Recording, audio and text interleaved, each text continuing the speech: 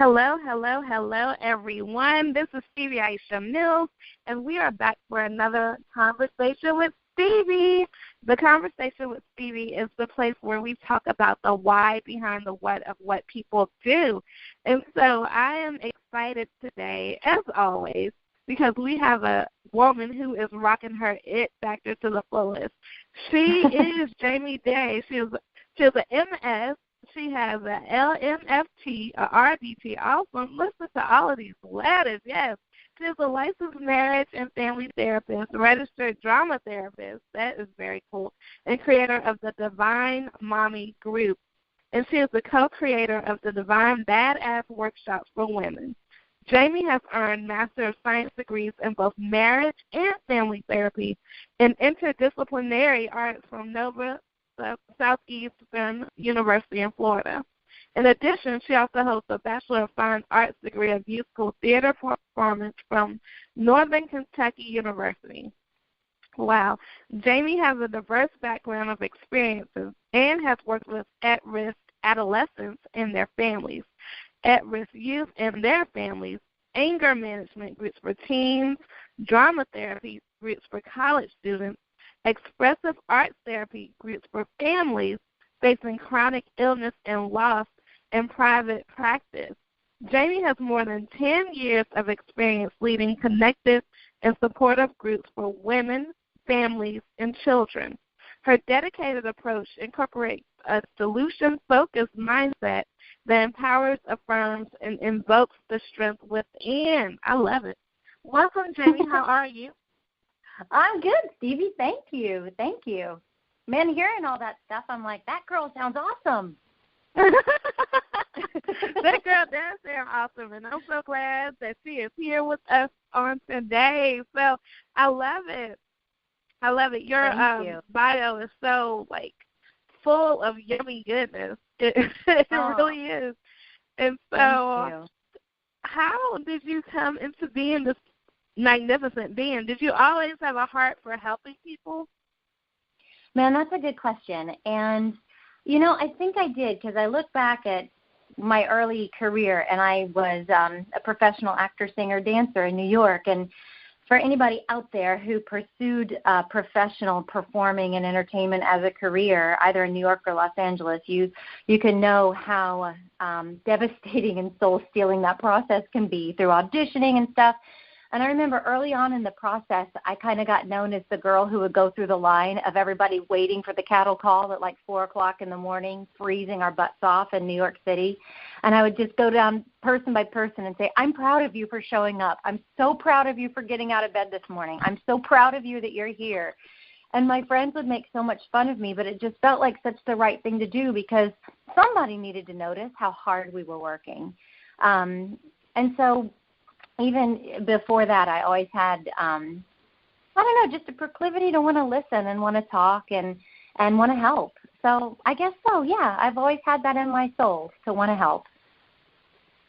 That's awesome. That's awesome. And so you have an amazing, I love it because not only do you talk the talk, but you walk the walk. And I understand, being a master's degree holder myself, that it takes work to get that done. How did you make the distinction to say, okay, I'm going to fully educate in this arena? Because that is powerful that you have done that. I think it is powerful, and I think that's one of those things for us as women is I listened to my intuition, and that was before I even started doing a lot of this work on kind of ancient female wisdom of intuiting messages from the divine and the divine feminine and the goddess. But early on, when I came to Sarasota, Florida, which is where I live, I came here from Los Angeles to do a play at a professional theater here and never left. And I call that woman plans, goddess laughs, because I had no intention of staying, and that was in 2005. And I worked, and I kind of acted like I was on permanent spring break because if anybody knows Sarasota, they know how gorgeous it is here on the western coast of Florida. And then I got this idea that I really wanted to help kids. I wanted to help animals, and I wanted to put that together with drama. And I had no idea really what I was doing, but I had a friend that worked for a local agency here that did a lot of children's programming for children in the foster care system and other families in need. And she said, why don't you just put a program together and let's see if we can push it through for this summer curriculum. And so I did, and it got accepted. And believe me, I was the most surprised one of the bunch that it got accepted. But apparently I had submitted my pro forma and the receipt for what I wanted to be paid. And at that time, the Department of Health ran this particular agency. So they would have big symposium meetings, I think, once a month on a Friday. And there was a gentleman who was the head of the Sarasota County Department of Health, and I guess he was going through everybody's list of summer programming, and I called it the Drama Discovery Program. And he said in front of everybody, I wasn't there, but this got relayed to me later, Drama Discovery Program taught by Jamie Day, actress? Why are we going to play this floozy actress to teach our kids?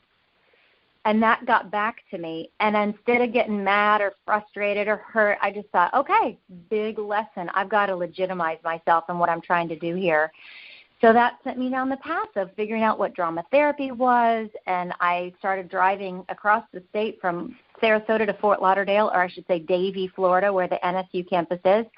And I started in the interdisciplinary arts department, which is one aspect of the drama therapy registration to get that master's degree and then do the licensure process after matriculating through the master's program. But then when I was in that master's program, I had to do 9 credit hours in the marriage and family therapy master's. And so it just seemed like a perfect fit to do both and to get licensed and registered as both. And I'm so glad I did, because one really is a beautiful handshake to the other with the work that I do privately in private practice. I love that. Thank you. I love that story, and that is why the show is all about the why behind the what, because we could have just talked about the what, right? And it's amazing that you have these degrees, and it's beautiful, but the why of what that was, the gumption that took to say, hey, you're not going to talk about me this way. I'm going to legitimize myself with these things. Right. And I love that, because so many times we as women may not have been taken as seriously. And some of us would have gotten inside of our feelings and stayed just stagnant. But you did the work to make it happen. And it's awesome, because I know when you were on those auditions as well, you know, that's a different type. You got to be, for one, thick-skinned, and you have to understand how to get some hustle about you. So I love that. I just love the way that the story is being crafted and created today for us, because one thing I know that the listeners can take from today is the whole concept of not staying stuck in whatever someone else tries to label you as. And a lot of times we just take it. I think that women entrepreneurs have to understand that we don't have to. You know, women, period, we don't have to. If someone calls you that, I've heard it said before, that it's not what you're called, it's about what you answer to. And so this is amazing, and I truly applaud and appreciate this testimony. I think it's dynamic. And so let's talk about the work that you do with teens, because I love it. I love teens and today's teen. A lot of people, I love working with teens, but everybody doesn't. Everybody doesn't. They feel like they are crazy. They feel like all these different negative adjectives about teenagers. But what can you tell us about today's teen? I can tell you about today's teens is that they are crying out for adult attention and not negative attention. Unfortunately, they typically act in ways that gets them negative attention, but our children are crying out for our involvement, and not involvement per se in running them around to different activities. They're crying out for just hands-on, face-to-face, heart-to-heart connection. And what's interesting is that when children reach that level of awareness where they're starting to do that autonomy process of the teenager, which is really kind of their job when they're in those teenage years, even tween years now, of pulling away from the family of origin, it's almost genetic, it's biological, so that they can launch. because in this culture, we launch them right after high school. You know, at 18, we're still crafting this narrative that they need to be ready to leave home and go to college, and they need to grow up. They're an adult. They can sign up for the armed forces, et cetera, et cetera. But what's counterproductive, or I should say counterintuitive, to the family dynamic is when a teen is acting out the most, that's when they need the most attention and love and connection. And that can be really hard for parents, because parents are in this dynamic where they're like, I had this little baby that loved and needed me and would cuddle and snuggle me, and then all of a sudden I don't know who this kid is anymore. They act like they don't want me around. They won't listen to me. They roll their eyes at me. And it can be really hard to peel, or I should say, to get through that external layer of that shellac, that teenage shellac, to get into that kid, because that is still a little kid in there who needs their parents so badly. A lot of things that we see, too, is that kids get caught in the middle of maybe potentially toxic marital dynamics. And we also see kids that get caught up in the fray of, you know, being so overextended, so busy, and so much is expected of them.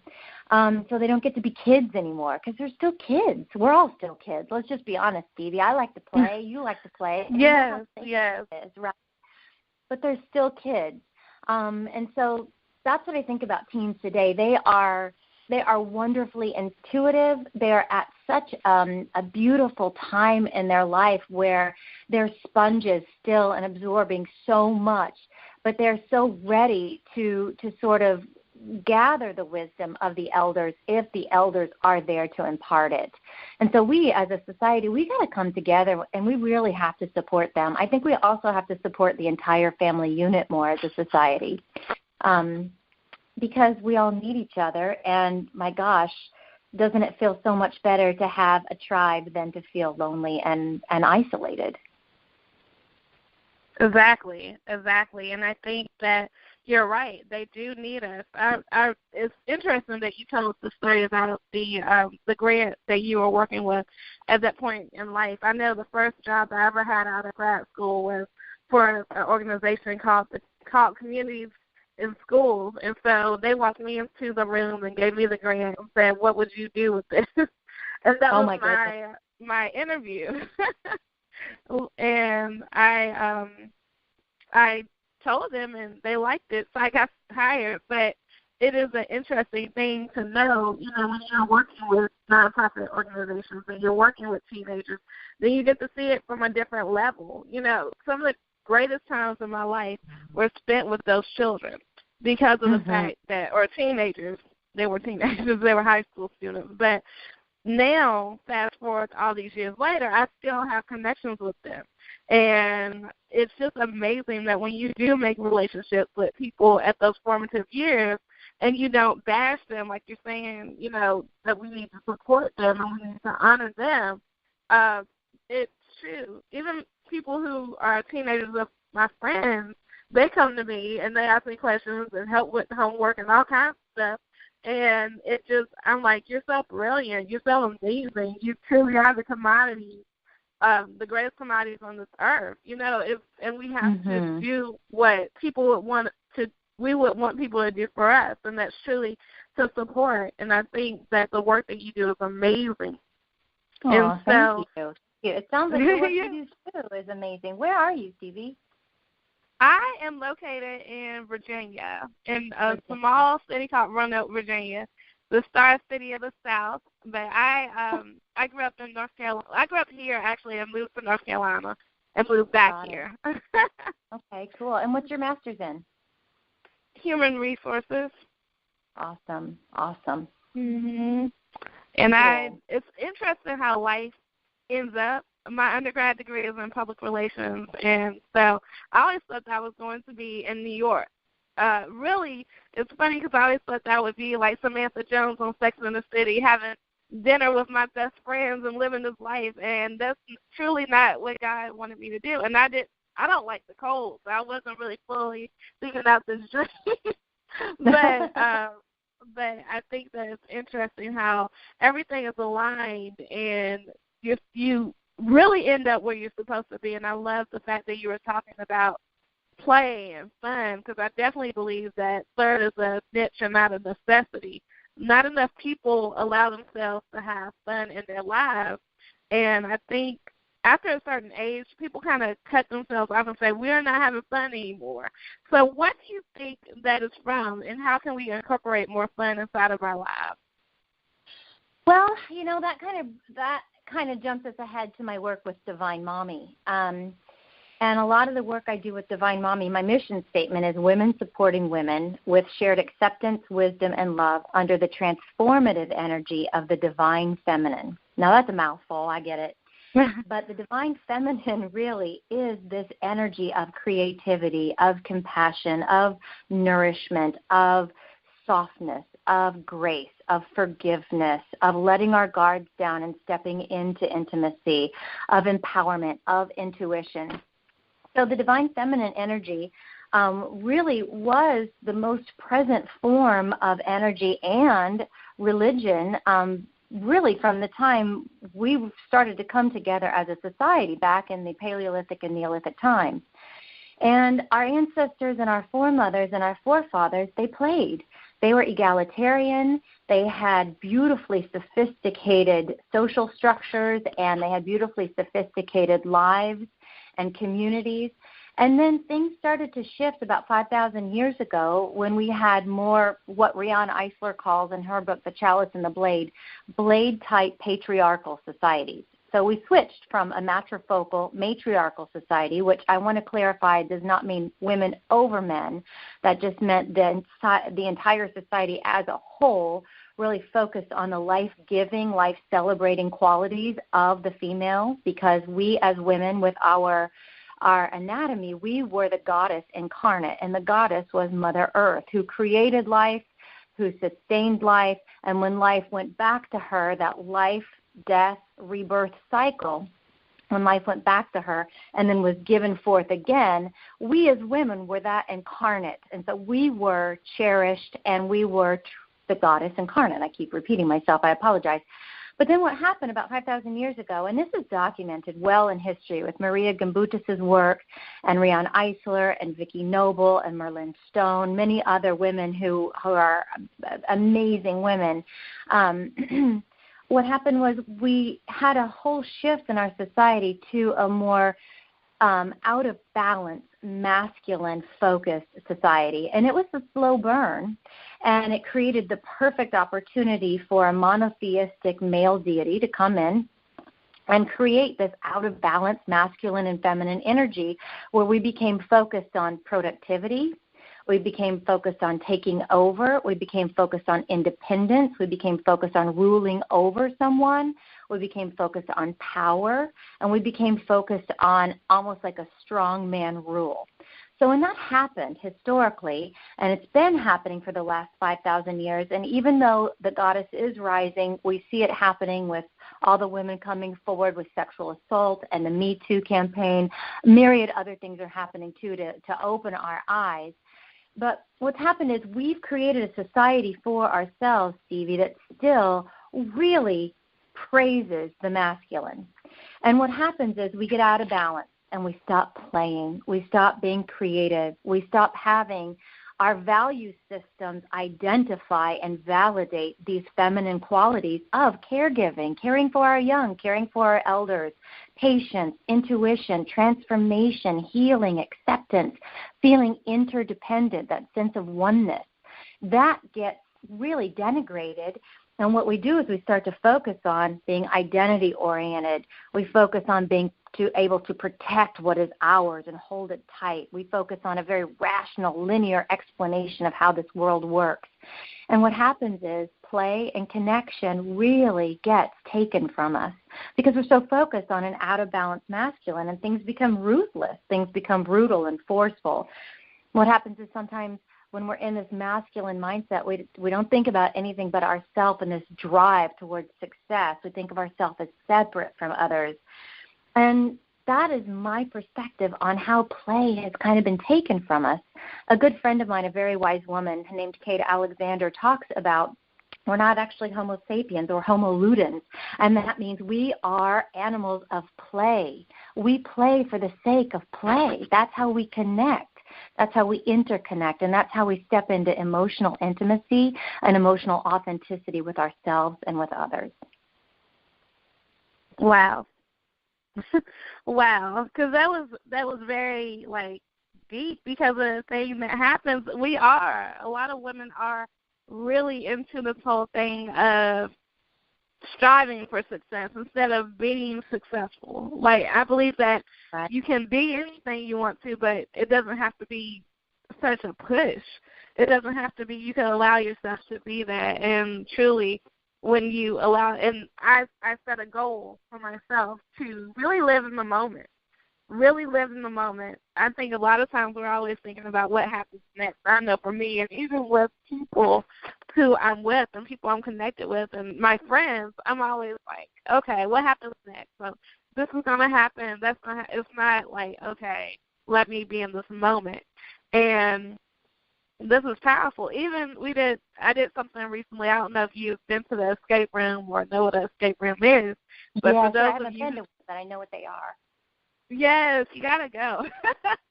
And so everybody needs to know, if you all don't know what an escape room is, definitely it's a fun, interactive room that you have to do various activities to kind of escape from. I love it. I went really recently, and for me it was always not enjoying the moment of it, not enjoying the fun, not enjoying the teamwork. It was we gotta get through this. We can't lose. It was very much what you're talking about.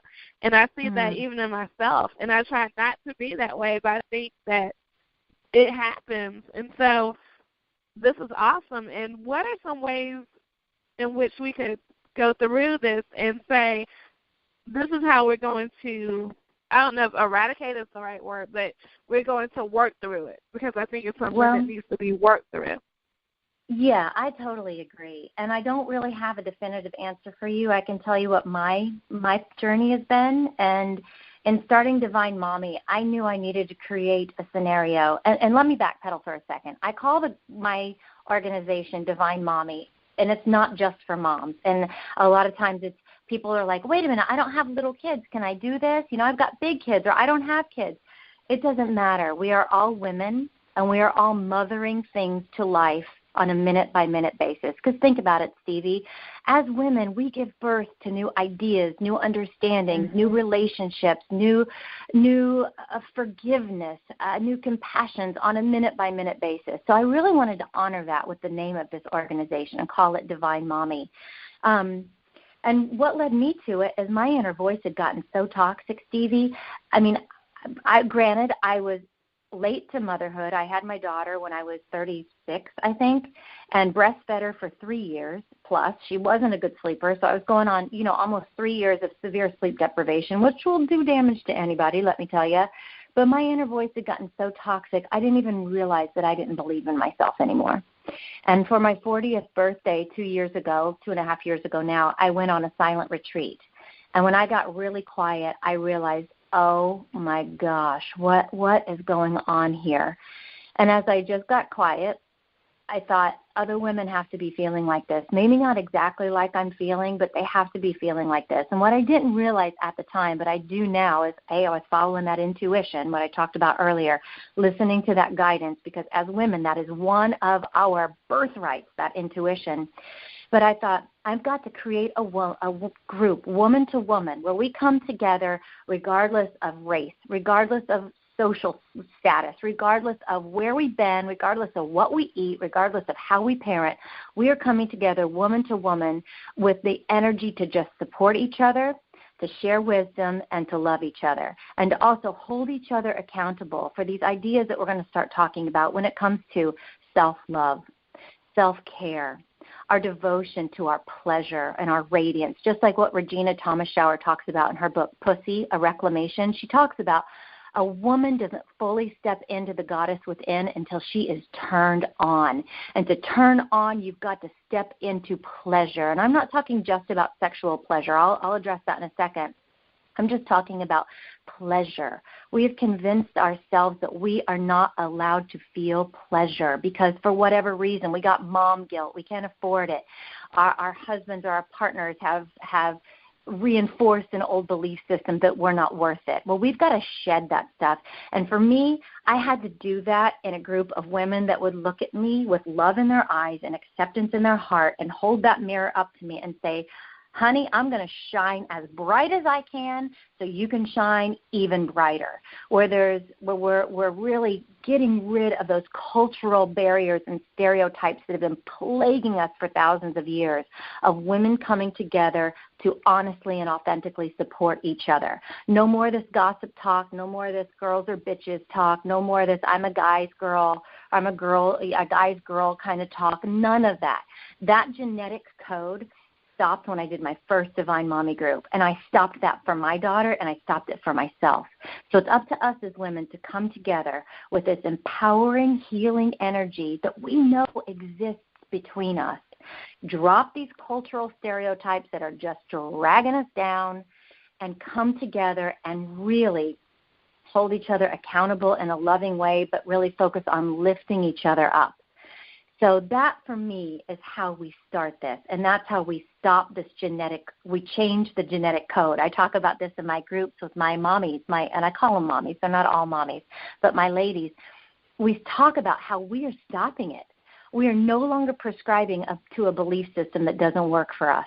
There is power in women coming together. There's intuitive power. We can channel guidance from the divine. We can support each other. We can come together and explore deep issues, and we can do that in a space that is safe and is sacred.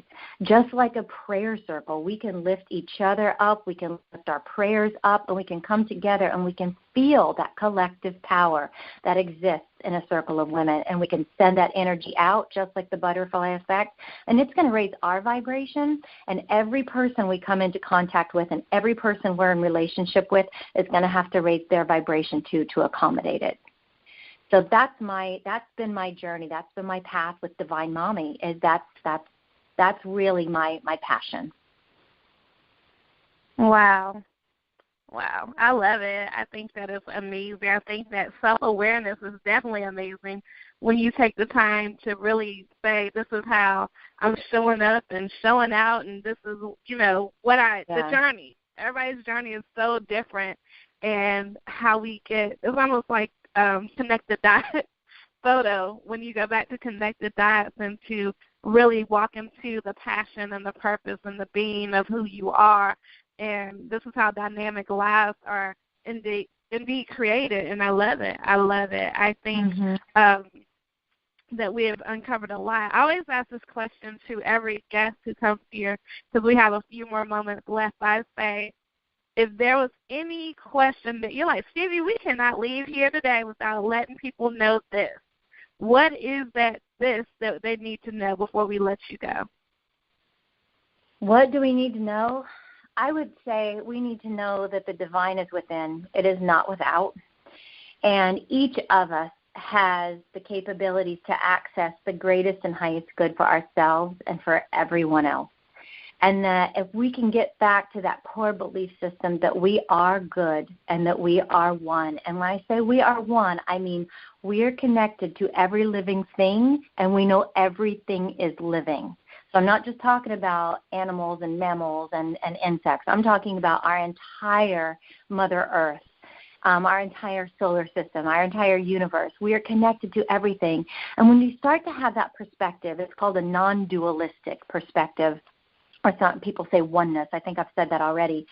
When we start to live in that way, there's no more feeling of isolation. And you don't feel like you have to step on the little guy to get ahead, because when you step on the little guy, you're stepping on yourself. But that also changes to the other side of the coin, Stevie. So when you do something good for yourself, you're helping everybody else. A good friend of mine, her name's Jackie Albert Pepper. She's a very wise woman, and she says, when I am kind to myself, and she giggles. She says, when I go get that manicure and pedicure that I've been putting off for 2 months, that is one of the kindest things I can do for my husband and my children, because I'm filling my own cup. And it goes to that sort of saying, how can you give what you don't have? So I really do feel like this sort of aspect of radiance and connection and divinity For us as women, it is that divine feminine. It's the balance between the feminine and the masculine, but it's letting it in. It's letting it in. It's becoming aware. It's listening to intuition, and it's about interdependence and interconnection. No woman or no man is an island, and we don't have to live like that anymore. Yes, yes, yes. My 3 favorite words and the hashtag that people will often see me write is connect, collaborate, change, because I believe when we connect and we collaborate, then we can create change. And so, yes, ma'am, thank you so much for being here tonight, Jamie, with us. You are so dynamic. We appreciate you. And we want to make sure that you give all of your contact information and any final words that you'd like to leave us with. Okay, cool. Thank you so much. Well, if anybody wants to find me, I'm on Facebook. It's facebook.com/divinemommy, DIVINEMOMMY. Or I do have a website, and that's divine-mommy.com. I'm located in Sarasota, Florida, and I do a lot of groups here. I do weekly groups. I do workshops. I do full retreat weekends, and I also travel. So this summer I'm going to be traveling to Indiana to do a workshop in Evansville, Indiana. I'm also going to be traveling to Cincinnati. But I'm kind of a turnkey thing. I can show up and do a workshop or a weekend if anybody's interested in contacting me for something like that. I also am going to be going to Florence, Italy in May and presenting at a mattress-centric feminism conference put on by Motherhood Initiative. So I'm very excited to get to present my program internationally. And I guess parting words, I think I should probably go back and hit that sex point that I talked about and said I'd get back to. So, I mean, why not? Yes. Let's end on sex, baby. Let's talk about it, because that's kind of a big elephant in the room, right? We want to kind of break down all these barriers, but we're so afraid to talk about sex. And one thing I'd like to just end on is, for women, for centuries, for millennia, our eroticism was our spirituality. Every single one of us on earth either has a vagina or we came from a vagina. Let's just be honest. I know of one story of immaculate conception, at least one common story, right, for a lot of our listeners. So let's talk about sex. That connection to the erotic for many, many thousands of years was the connection to the divine, because think about it. Our early ancestors were life celebrating, okay? So they understood that man and woman had to come together to procreate, to create life. It was sacred. Now, I'm not saying homosexual relationships were also understood and they were very present. I'm not saying that we shouldn't take that into consideration. Let's take that into consideration too. Even if it isn't life-giving, let's say we don't have a man and a woman coming together, but we've got any couple under the sun coming together. We know that through orgasm, when we are in that state of orgasm, it is magic. It is empowering. It is connective. And we've been taught to not talk about it. We've been taught to pretend like it doesn't happen. Or if we do want to talk about it, that it happens, it has to be done secretively, almost like in a seedy underbelly kind of way. No, we gotta get rid of that. Our sexuality is so empowering to us as women. Let's step into it. Let's get rid of all of these body issues and love the sex magic that women and everybody are capable of doing. But I keep going back to women because that is my focus on really connecting women in all aspects of ancient womb wisdom, ancient feminine wisdom, the divine feminine. But this idea of sex, it is so powerful. Our ability to create and sustain life with our bodies is so powerful. And the fact that we have a clitoris, a gland with 5,000 nerve endings that has nothing to do with procreation. We can have orgasm after orgasm after orgasm, and it does not have to lead to procreation. Think about that. We are the only species that can do that. And if a biologist is listening and I'm misspeaking, I'm sorry. I'll just say we're one of the only species that can do that. So there is a definite reason why our bodies are crafted in this way and why we are able to have this experience to connect to the divine, to connect deep within, and to connect to each other. So if I leave anything with listeners, go out there and connect. have an orgasm, connect to yourself, connect to someone else. Let's get rid of these ideas of slut shaming and that women can't have an erotic life just like men can. Everybody be safe, of course. Don't do anything you don't want to do.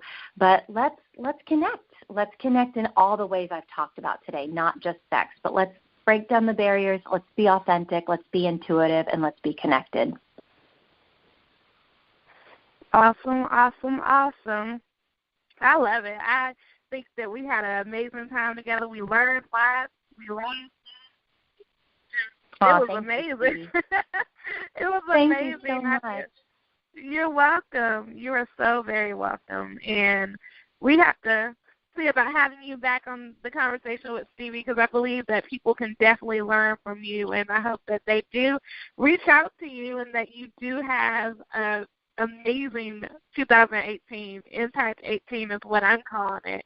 And I know that you will impact, because you have impacted us here today. So thank you, thank you, thank you. Thank you. And if anybody wants to email me, my email address is Jamie, Jamie, M as in Mary, Jamie, @divine-mommy.com. And Stevie, it would be my pleasure, there's that word again. It would be my pleasure to come back on your show. I love what you're doing. I think you're an amazing lady, and I'd be happy to keep sharing all this stuff that I'm learning. Awesome. Cause yes, we have to make sure that happens, because I know, like, it's so much more that we could share, but we we don't have the time today to do it. I'm like, oh my gosh, they need to hear her, because I know, I feel it. I feel energized just from having this conversation with you. So, everybody, my name is Stevie Aisha Mills. You can always connect with me just by knowing how to spell my first name. Stevii, again, Stevii. You can find me at Stevie.com. You can find me all over social media. And, of course, you can find me right here at The Conversation with Stevie. I always tell people to make it a great day. Never have a great day. Make it a great day. Why? Because you, and yes, you too, deserve to do so. You have the power to do so.